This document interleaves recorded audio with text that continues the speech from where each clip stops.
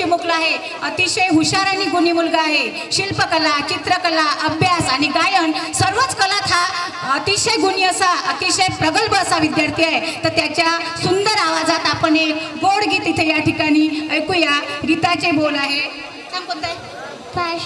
भाषण आहे माझ्या, भाषण आहे माझ्या साहेबाचा आज ग, सत्कार आहे माझ्या साहेबाचा